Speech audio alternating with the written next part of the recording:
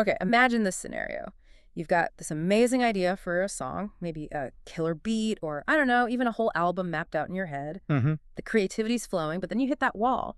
Which software do you actually use to bring it to life? Yeah, the tool question. It's a big one. How do you pick the right digital audio workstation, the DAW, without getting totally lost in online forums? Or, even worse, regretting spending your money? Exactly. Buyer's remorse with creative software is particularly painful. It's not just cash, it's your time, your energy. No, absolutely. The wrong tool can really kill that initial spark, can it? Makes it feel like homework instead of, fun. Yeah. That first choice, it can really set the direction for how you make music for ages. Totally. And that's precisely why today we're going to really dig into two of the biggest names out there, Ableton Live and Logic Pro. The heavyweights. Right.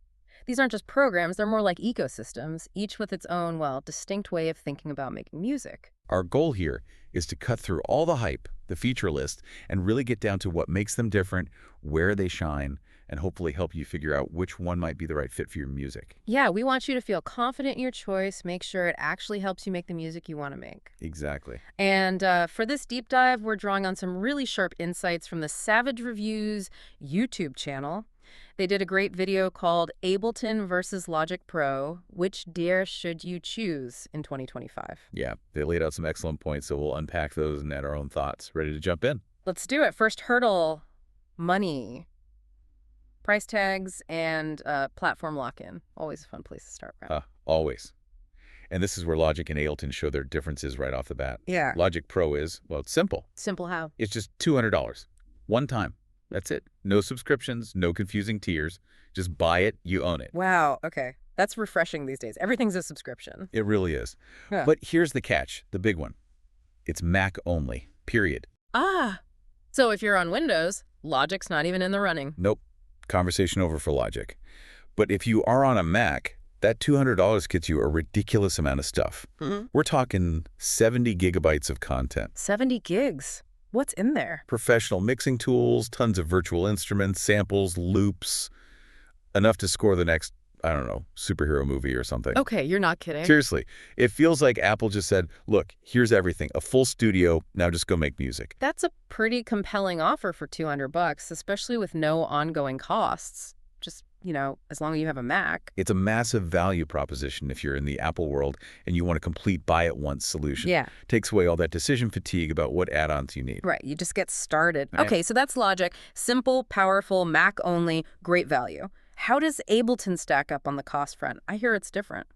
Yeah. Different is one word for it. Ableton has, let's say, 3 levels, 3 different ways in. Okay. You've got Intro for $99. That gets you the basics, a feel for the Ableton way. $99. That's cheaper to start than Logic. Initially, yes. Mm-hmm. But then there's Standard at $449. Mm-hmm. More features, bigger library, the usual upgrade path. Okay, quite a jump from $99 to $449. And then there's the top tier, Suite. That one's $749. $750. Whoa, that's getting up there. Savage Reviews called it nuclear levels of expensive, I think. Yeah, that sounds about right for the Suite price point. Yeah. It's a serious investment. So what makes Suite worth that kind of money? What's the nuclear part? That's where you get the real crown jewels of Ableton. The biggest one is Max for Live. Max for Live. I've heard of that. What is it exactly? It's kind of like music production on steroids. It's this visual programming environment inside Ableton. You can build your own instruments, your own effects, tools that completely change how Ableton works. It's incredibly deep. So, you can customize the software itself? Pretty much, yeah. You can design generative music systems, unique MIDI processors, things you just can't do easily in other DAWs. It's a huge deal for sound designers and more experimental producers. Suite also have all the fancy automation features people talk about, the full sound library. It's the complete package. Okay, so Ableton starts cheaper with Intro, but to get the really unique, powerful stuff Ableton's known for, you're looking at that top-tier price. Exactly. Intro is a good way to test the waters, see if the workflow clicks for you. But if you're serious about electronic music production, especially the deeper sound design or live performance aspects, you'll likely feel the limits of Intro or Standard pretty quickly. Right. You might end up wanting Suite anyway. It often happens. Yeah. So for you, the listener, it comes down to your starting budget, obviously, but also how much do you see yourself wanting to expand later? And of course, that fundamental question, Mac or Windows? Because that decides the Logic path instantly. Makes sense. Budget, future needs, and operating system. Got it. Okay, let's shift gears from the wallet to the actual experience of using these things. Workflow, design, how they feel to make music with. Yeah, this is maybe even more important than the price for a lot of people. And this is where they are really, really different. Logic Pro feels familiar. Familiar how, like other software? Kind of more like it feels like a traditional recording studio, just digitized. Yeah. If you've ever worked with hardware mixers or other linear DAWs, Logic will probably make sense pretty quickly. So it's got the standard layout, tracks, mixer, timeline. Exactly. You've got your piano roll from MIDI, which, by the way, many people think is one of the best out there for detailed editing. Yeah. Very intuitive. You've got a mixer view that looks like a console, track stacks for organizing things. It's all laid out where you'd kind of expect it to be. So it doesn't try to reinvent the wheel. It takes the established studio workflow and puts it smoothly into the computer. Precisely. It's comfortable, it's structured, you can focus on the music without fighting the interface, especially if you come from that more traditional background. That sounds really appealing if you value that structure or if you're maybe moving from older gear. But Ableton didn't get the memo about tradition, did it? No, definitely not. Ableton looked at the traditional DAW and said, let's try something else. The designed by aliens who understand music theory description comes to mind again. It's perfect, isn't it? Because it is different. It challenged all those conventions, the whole interface, the whole way you interact with it, especially that session view. It was revolutionary when it came out. Still is, really. So what does that feel like to use? How does it change the way you make music? Well, there can be a bit of a learning curve if you're used to the linear Logic style. But the payoff is, it opens up completely new ways to create, that session view we mentioned. It's not about building a song from left to right on a timeline, initially anyway. Right, it's that grid thing. Yeah, it's a grid where you have clips, little loops, samples, musical ideas. You can launch them, combine them, improvise with them in real time. It's much more fluid, more about playing with sound blocks. So it encourages experimentation, finding happy accidents. Totally. It's less rigid. You can stumble onto ideas, build arrangements on the fly. It makes the software feel less like a tape machine and more like an instrument itself. Very nonlinear. Okay, so Logic is the reliable, structured studio engineer, maybe, and Ableton is the innovative, slightly wild inventor pushing you to try new things. That's a great way to put it. And this difference isn't just cosmetic. It really influences the kind of music each DJ excels at, or maybe even encourages. Which leads to the question for you listening right now. What suits your brain? Do you like that familiar structure, that efficient known path? Or are you looking for a tool that might push you, change how you think, maybe lead you somewhere unexpected? Your answer to that is a huge clue about which one might feel like a better creative partner. Definitely something to chew on. Okay, so we know they cost different amounts and they feel different to use. Let's talk core strengths. What are they actually best at? Right, practical application.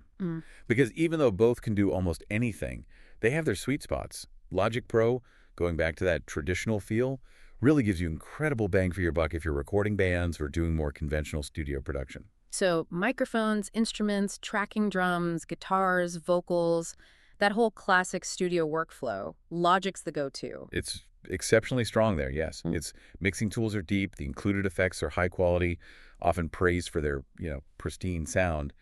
Editing audio, managing lots of tracks, getting that polished studio sound.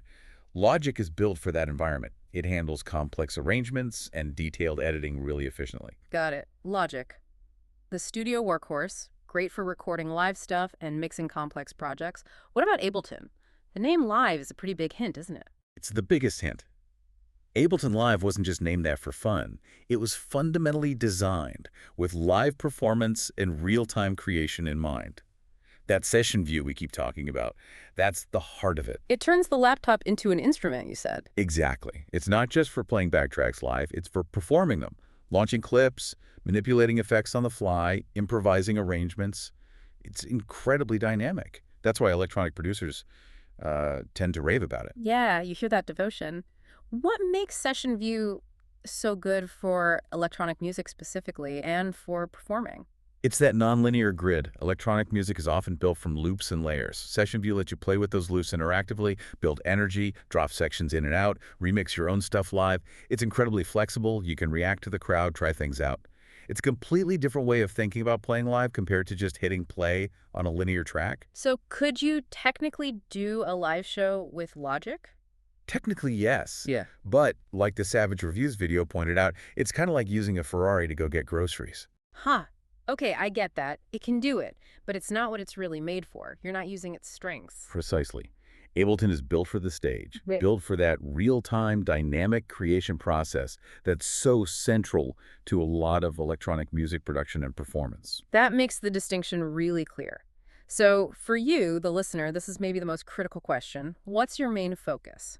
Is it the studio recording instruments, mixing bands, or is it electronic music creation, sound design, and potentially performing live? That fork in the road really helps narrow it down, doesn't it? If you're deep into electronic beats, sound manipulation, or you dream of taking your tracks live in an interactive way, Ableton's whole philosophy and toolset are likely going to feel much more empowering. But if you're recording acoustic guitars, tracking drums, mixing intricate vocal layers in a more traditional studio setting. Then Logic Pro's strengths, its workflow, and its incredible value are going to be really hard to beat, assuming you're on a Mac.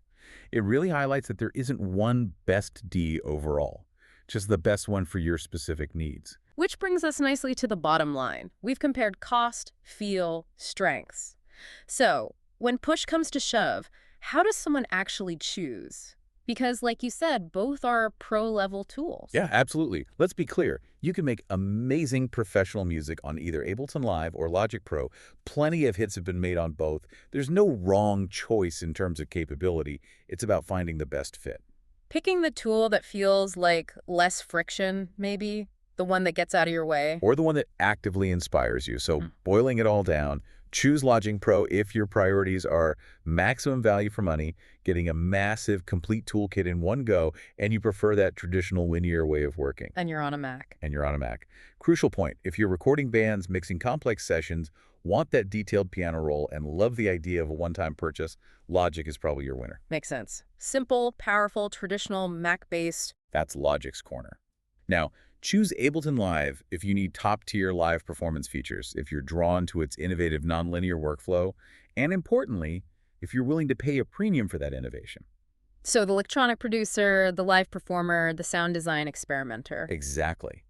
If Session View excites you, if you want Max for live, if you plan to perform your music interactively, Ableton is likely going to feel like it was built just for you, even with a higher price tag for Suite. It really crystallizes, doesn't it? Value and tradition versus innovation and performance focus, with cost being a major factor in that trade-off. It's about matching the tool to your artistic vision, not just the technical task. They enable different kinds of creative flow. Understanding that is the key. Well, this has been super helpful, I think. We've really unpacked the price differences, the Mac versus cross-platform thing, the huge contrast in workflow Logic Studio feel versus Ableton's Alien Grid, Yeah. and pinpointed where each one truly shines. Logic for the studio, Ableton for electronic and live. And just to reiterate for everyone listening, the best choice isn't objective. It's personal. It's the one that clicks with you, the one that helps you get your ideas out into the world. Right. So as you're thinking about all this, maybe deciding which path to take, here's one last thing to maybe mull over.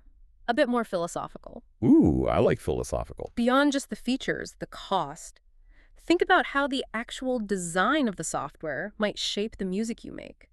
Does using a traditional DAW like Logic, with its linear timeline and familiar tools, subtly encourage more, I don't know, conventional song structures, maybe a more perfectionist approach? That's a fascinating question. Does the tool guide the art? Or does a revolutionary interface like Ableton's, pushing you towards loops and nonlinear ideas, inherently nudge you towards more experimental sounds, more happy accidents? Is it like learning a different musical language that leads to different kinds of musical thoughts? It's that whole idea of the relationship between the artist and their tools, isn't it? Your DAW choice isn't just technical, it's deeply creative. It could genuinely influence your sound, your whole artistic fingerprint, in ways you don't even expect. Something to think about. Definitely. Which environment will best help you find your unique voice? That's the real journey.